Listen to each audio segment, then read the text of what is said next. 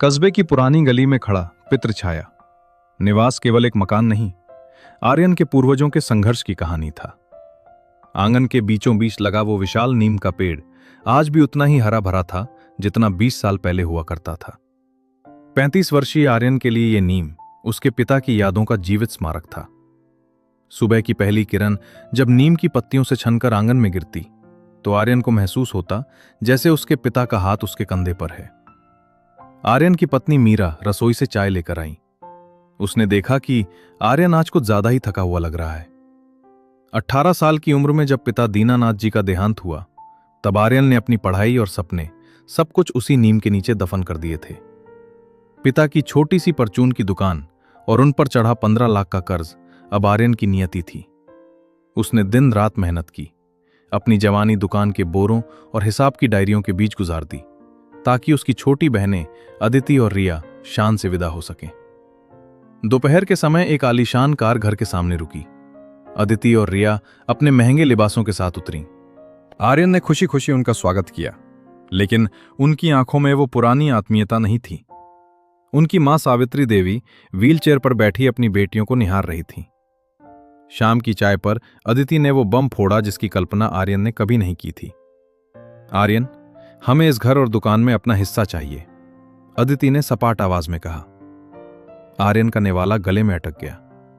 रिया ने भी साथ दिया। भाई, कानूनन बेटियों का भी बराबर का हक है। हमें हमारे बिजनेस के लिए पैसे चाहिए।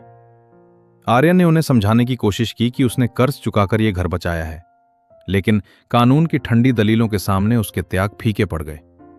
उसी रात बहनों ने कोर्ट का नोटिस आर्यन की मेज पर रख दिया। रिश्तों की नींव आज कड़वी हो चुकी थी। जिला अदालत का गलियारा उमस और कानूनी कागजों की गंध से भरा था। आर्यन अपनी सफेद कमीज के बटन ठीक करते हुए वकील सक्सेना जी के कैबिन के बाहर खड़ा था। उसके हाथ में एक पुराना झोला था जिसमें उसकी पूरी जिंदगी के दस्तावेज, कर्ज की रसीदें, बहनों की शादी के खर्च और मां के इलाज के बिल बंद थे। कोर्ट रूम के अंदर का नजारा किसी युद्ध क्षेत्र जैसा था। एक तरफ आर्यन और मीरा थे, दूसरी तरफ अदिति, रिया और अदिति का पति विक्रम। विक्रम एक चतुर व्यवसायी था जिसने अपनी गिरती साख बचाने के लिए अपनी पत्नियों को इस केस के लिए उकसाया था। जज साहब ने कार्रवाई शुरू की। बहनों के वकील ने 2005 के संशोधन अधिनियम का हवाला देते हुए संपत्ति के 3 हिस्सों की मांग की। आर्यन के वकील सक्सेना जी ने दलील दी, हुजूर, यह संपत्ति केवल पैतृक नहीं है। मेरे मुवक्किल ने पिछले 17 सालों में अपनी निजी कमाई से इसे पुनर्जीवित किया है। जब पिता गुजरे तो घर नीलाम होने वाला था। आर्यन ने अपनी जवानी गिरवी रखकर इसे बचाया, लेकिन कानून भावनाओं पर नहीं चलता। जज ने आर्यन से सबूत मांगे कि उसने जो पैसा खर्च किया वो उसकी व्यक्तिगत श्रम का फल था। अदालत से बाहर निकलते समय रिया की नजरें भाई से टकराईं, पर उसने तुरंत फेर ली। स्वार्थ ने बचपन की यादों पर पर्दा डाल दिया था। आर्यन ने महसूस किया कि कानून की किताबों में बलिदान शब्द की कोई कानूनी परिभाषा नहीं होती। अब उसे न केवल अपना घर बचाना था, बल्कि अपनी बहनों को यह याद दिलाना था कि रिश्तों की कीमत नोटों की गड्डियों से बड़ी होती है। तीसरी सुनवाई का दिन सबसे भारी था। आज सावित्री देवी को गवाही के लिए बुलाया गया था। आर्यन उन्हें व्हीलचेयर पर लेकर कोर्ट रूम में दाखिल हुआ। मां की झुर्रियों से भरा चेहरा उन दुखों का गवाह था जो इस परिवार ने झेले थे। जब सावित्री देवी कटघरे में खड़ी हुई तो पूरा कमरा शांत हो गया। साहब, मैं यहां अपने उस बेटे का सच बताने आई हूं जिसे उसकी अपनी ही बहनों ने अपराधी बना दिया है। सावित्री देवी की आवाज कांप रही थी। उन्होंने बताया कि कैसे आर्यन ने अदिति की शादी के लिए अपनी एक किडनी तक बेचने का फैसला कर लिया था जब दुकान गिरवी थी। यह सुनकर अदिति का चेहरा सफेद पड़ गया। उसे याद आया कि उसकी शादी के समय आर्यन कई दिनों तक अस्पताल में था। उसे बताया गया था कि उसे पीलिया हुआ है। विक्रम ने तुरंत अदिति के कान में फुसफुसाया, यह सब नाटक है, पिघलो मत। बहनों के वकील ने तर्क दिया कि भाई का त्याग उसका कर्तव्य था जो कानूनी हक को खत्म नहीं करता। जज ने कठिन आदेश दिया कि आर्यन को 15 दिनों के भीतर यह साबित करना होगा कि संपत्ति की वर्तमान कीमत में उसका व्यक्तिगत योगदान कितना है, अन्यथा संपत्ति का बंटवारा कर दिया जाएगा। आर्यन घर आया और स्टोर रूम के पुराने संदूक खोलने लगा। उसे धूल भरी फाइलों के बीच एक छोटी सी लाल डायरी मिली। जैसे ही उसने उसका आखिरी पन्ना पढ़ा, उसकी आंखों में चमक आ गई। उस पन्ने पर पिता दीनानाथ जी की अंतिम लिखावट में एक ऐसा सच दर्ज था जो इस पूरे केस का रुख मोड़ने की ताकत रखता था। आर्यन ने सक्सेना जी को वो लाल डायरी दिखाई। उसमें दर्ज था कि पिता ने शहर वाला एक प्लॉट पहले ही दोनों बेटियों के नाम कर दिया था ताकि उनकी शादी में रुकावट ना आए। शर्त यह थी कि घर और दुकान केवल आर्यन के होंगे, क्योंकि वो पिता का सारा कर्ज उठाएगा। मीरा ने चौंक कर पूछा, इसका मतलब उन्हें उनका हिस्सा पहले ही मिल चुका था?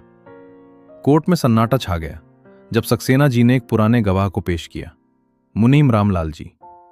रामलाल जी ने साबित किया कि शहर वाला प्लॉट अदिति के पति विक्रम ने अपनी कंपनी के नाम पर बहुत पहले ही बिकवा दिया था। अदिति और रिया ने कोर्ट से यह सच छुपाया था कि उन्हें उनका हिस्सा एडवांस में मिल चुका है। जज साहब का चेहरा सख्त हो गया। वादी यानी बहनों ने महत्वपूर्ण तथ्य छुपाए हैं। कानून के अनुसार यदि किसी वारिस को पहले ही हिस्सा मिल चुका है तो वो दोबारा मांग नहीं कर सकता। विक्रम ने हार नहीं मानी। उसने कोर्ट के बाहर आर्यन को धमकाया कि वो प्लान बी शुरू करेगा। अगले दिन जब आर्यन दुकान पहुंचा तो वहां पुलिस खड़ी थी। विक्रम ने फर्जी दस्तावेजों के जरिए दुकान को एक पुरानी कंपनी के कर्ज के नाम पर सील करवा दिया था।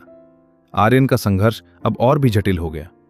दुकान सील होने से आर्यन की रोजी रोटी का जरिया खत्म हो गया। विक्रम ने उसे मजबूर करने की कोशिश की कि वो समझौता कर ले और बहनों को मोटा कैश दे दे। घर में सावित्री देवी की हालत बिगड़ गई। उन्हें दिल का दौरा पड़ा। अस्पताल के खर्च के लिए पैसे नहीं थे, क्योंकि सारा कैश दुकान के अंदर सील था। मीरा ने अपना मंगलसूत्र आर्यन के हाथ में रख दिया। मां की जान बचानी है, इसे बेच दीजिए। आर्यन का स्वाभिमान अंदर से टूट रहा था, लेकिन वो हारा नहीं। उसने सक्सेना जी के साथ मिलकर विक्रम के द्वारा दिखाए गए लोन के कागजों की जांच की। पता चला कि विक्रम ने जिस कंपनी से लोन दिखाया था वो एक फर्जी शेल कंपनी थी और उन कागजों पर मां के दस्तखत जाली थे। अंतिम सुनवाई में सक्सेना जी ने विक्रम की जालसाजी का पर्दाफाश किया। जज ने पुलिस को फटकार लगाई और दुकान की सील तुरंत खोलने का आदेश दिया। अदिति और रिया अब कांप रही थीं, क्योंकि जालसाजी के जुर्म में उन्हें जेल हो सकती थी। विक्रम का अहंकार मिट्टी में मिल चुका था। जज ने फैसला लिखना शुरू किया, लेकिन तभी आर्यन ने हाथ जोड़कर कुछ ऐसा कहा जिसकी उम्मीद किसी को नहीं थी। हुजूर, मैं इन दोनों को जेल नहीं भेजना चाहता। आर्यन की आवाज गूंजी। अगर ये जेल गईं तो मेरे पिता के संस्कारों की हार होगी। मैं केस वापस लेता हूं। पूरे कोर्ट रूम में सन्नाटा छा गया। जज साहब ने फैसला सुनाया। संपत्ति का पूर्ण स्वामित्व आर्यन का होगा और विक्रम पर धोखाधड़ी के लिए भारी जुर्माना लगाया गया। बहनों को आर्यन के बड़प्पन के कारण जेल से छूट मिली। कोर्ट के बाहर अदिति और रिया आर्यन के पैरों में गिर पड़ी। भाई, हम लालच में अंधे हो गए थे। आर्यन ने उन्हें गले लगाया। रिश्ते जमीन के टुकड़ों से नहीं, भरोसे से बनते हैं। वे सब वापस पितृछाया पहुंचे। मीरा ने आरती उतारी। नीम के पेड़ के नीचे फिर से वही पुरानी खुशियां लौट आईं। सावित्री देवी के चेहरे पर आज एक असीम शांति थी। आर्यन ने नीम के तने को छुआ और महसूस किया कि उसके पिता उसे आशीर्वाद दे रहे हैं। घर की दीवारों में अब नफरत नहीं, क्षमा की महक थी। पितृछाया आज सिर्फ एक मकान नहीं, बल्कि एक अटूट परिवार का प्रतीक बन गया था। रिश्तों की जीत हुई थी और लालच की हार। रात के सन्नाटे में नीम की पत्तियां जैसे कह रही थीं, जहां प्रेम है वहां ईश्वर का वास है।